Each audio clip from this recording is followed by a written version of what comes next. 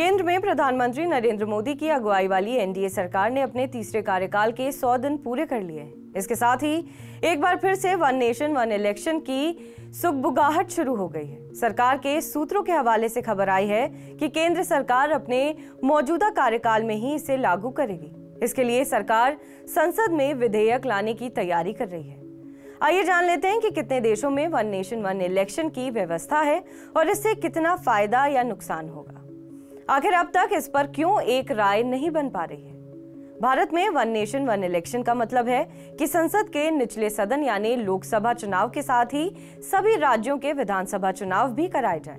इसके साथ ही स्थानीय निकायों यानी नगर निगम, नगर पालिका, नगर पंचायत और ग्राम पंचायतों के चुनाव भी हों।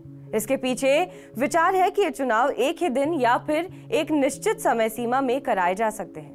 कई सालों से प्रधानमंत्री नरेंद्र मोदी लोकसभा चुनाव के साथ ही राज्यों के विधानसभाओं का चुनाव कराने पर जोर देते रहे हैं। प्रधानमंत्री नरेंद्र मोदी ने इस साल 15 अगस्त को स्वाधीनता दिवस समारोह के दौरान लाल किले से अपने भाषण में भी एक देश एक चुनाव की वकालत की थी। उनका कहना था कि देश में बार बार चुनाव से विकास में बाधा आती है। उन्होंने कहा था कि वन नेशन वन इलेक्शन के लिए देश को आगे आना होगा। उन्होंने देश के सभी राजनीतिक दलों से आग्रह किया था कि देश की प्रगति के लिए इस दिशा में आगे बढ़े। यहाँ तक कि इसी साल हुए लोकसभा चुनाव से पहले बीजेपी ने इसे अपने चुनावी घोषणा पत्र में भी प्रमुखता से शामिल किया था। आजादी के बाद साल 1950 में देश गणतंत्र हुआ तो साल 1951 से 1967 के बीच के चुनाव 5 साल में होते रहे। तब लोकसभा के साथ ही राज्य विधानसभाओं के भी चुनाव होते थे। साल 1952, 1957, 1962 और 1967 में एक साथ ही चुनाव कराए गए। इसके बाद कुछ राज्यों का पुनर्गठन हुआ और कुछ नए राज्य बनाए गए। इसके कारण अलग अलग समय पर चुनाव होने लगे। वन नेशन वन इलेक्शन के लिए सभी राजनीतिक दलों के अलग अलग विचार हैं, इसलिए इस पर एक राय नहीं बन पा रही है। राजनीतिक दलों का मानना है कि ऐसे चुनाव में राष्ट्रीय दलों को तो फायदा होगा, लेकिन क्षेत्रीय दलों को इससे नुकसान होगा। इसलिए खासकर क्षेत्रीय दल इस तरह के चुनाव के लिए तैयार नहीं होते।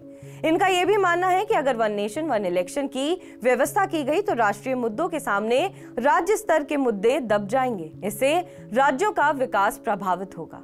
जहां तक दूसरे देशों में वन नेशन वन इलेक्शन की व्यवस्था की बात है तो इस सूची में अमेरिका, फ्रांस, स्वीडन, कनाडा आदि शामिल है। अमेरिका में हर 4 साल में एक निश्चित तारीख को ही राष्ट्रपति, कांग्रेस और सीनेट के चुनाव कराए जाते हैं।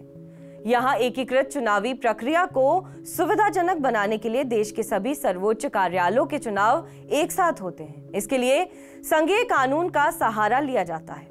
फ्रांस और स्वीडन में चुने जाते राष्ट्र और राज्य प्रमुख। भारत की तरह फ्रांस में संसद का निचला सदन यानी नेशनल असेंबली है।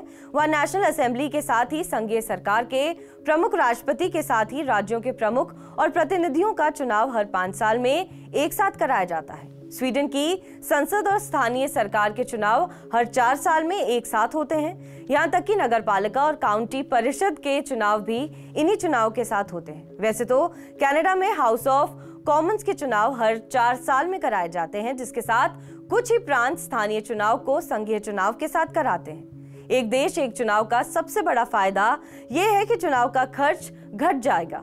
अलग अलग चुनाव कराने पर हर बार भारी भरकम राशि खर्च होती है। बार बार चुनाव होने से प्रशासन और सुरक्षा बलों पर बोझ पड़ता है, क्योंकि उन्हें हर बार चुनाव ड्यूटी करनी पड़ती है। एक बार में चुनाव निपट जाने पर केंद्र और राज्य सरकार कामकाज पर फोकस कर सकेंगी। बार बार वो इलेक्शन मोड में नहीं जाएंगी और विकास के कामों पर ध्यान दे सकेंगी। एक ही दिन चुनाव होने से वोटरों की संख्या भी बढ़ेगी, क्योंकि उनको ये नहीं लगेगा कि चुनाव तो आते ही रहते हैं। वे घरों से निकलकर अपने प्रतिनिधियों का चुनाव करने में रुचि दिखाएंगे। वन नेशन वन इलेक्शन व्यवस्था लागू करने में सबसे बड़ी चुनौती है संविधान और कानून में बदलाव। एक देश एक चुनाव के लिए संविधान में संशोधन करना पड़ेगा। इसके बाद इसे राज्य विधानसभाओं से पास कराना होगा। वैसे तो लोकसभा और राज्य विधानसभाओं का कार्यकाल 5 साल का होता है, पर इन्हें पहले भी भंग किया जा सकता है। ऐसे में सरकार के सामने सबसे बड़ी चुनौती होगी कि अगर लोकसभा या किसी राज्य की विधानसभा भंग होती है तो एक देश एक चुनाव का क्रम कैसे बनाए रखें। अपने देश में ईवीएम और वीवीपैट से चुनाव होते हैं जिनकी संख्या सीमित है। लोकसभा और विधानसभा के चुनाव अलग अलग होने से इनकी संख्या पूरी पड़ जाती है। एक साथ लोकसभा और विधानसभाओं के चुनाव होंगे तो अधिक मशीनों की जरूरत पड़ेगी, इनको पूरा करना भी चुनौती होगी। फिर एक साथ चुनाव के लिए ज्यादा प्रशासनिक अफसरों और सुरक्षा बलों की जरूरत को पूरा करना भी एक बड़ा सवाल बनकर सामने आएगा। वैसे वन नेशन वन इलेक्शन पर एक कदम आगे बढ़ाते हुए 2 सितंबर 2023 को ही इस पर विचार करने के लिए पूर्व राष्ट्रपति रामनाथ कोविंद की अध्यक्षता में एक कमेटी बनाई गई थी। ये कमेटी इसी साल 14 मार्च को राष्ट्रपति द्रौपदी मुर्मू को अपनी रिपोर्ट सौंप चुकी है। 191 दिनों तक एक्सपर्ट्स और स्टेक होल्डर्स से चर्चा के बाद कमेटी ने 18,626 पन्नों की रिपोर्ट दी है। इसमें सभी राज्यों की विधानसभाओं का कार्यकाल बढ़ाकर 2029 तक करने का सुझाव दिया गया है, जिससे लोकसभा चुनाव के साथ ही इसके चुनाव भी कराए जा सकें। इस रिपोर्ट में यह भी कहा गया है कि हंग असेंबली या नो कॉन्फिडेंस मोशन की स्थिति में 5 साल में से बचे समय के लिए नए चुनाव कराए जा सकते हैं। पहले चरण में लोकसभा और विधानसभा के चुनाव एक साथ कराए जाएंगे।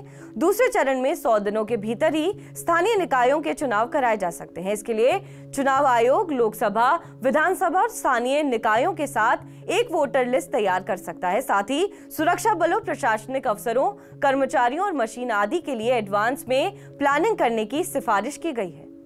बहरहाल इस खबर पर आपका क्या कुछ कहना है, हमें कमेंट करके जरूर बताएं। बाकी देश और विदेश की तमाम बड़ी खबरों के लिए आप देखते रहें TV9 डिजिटल।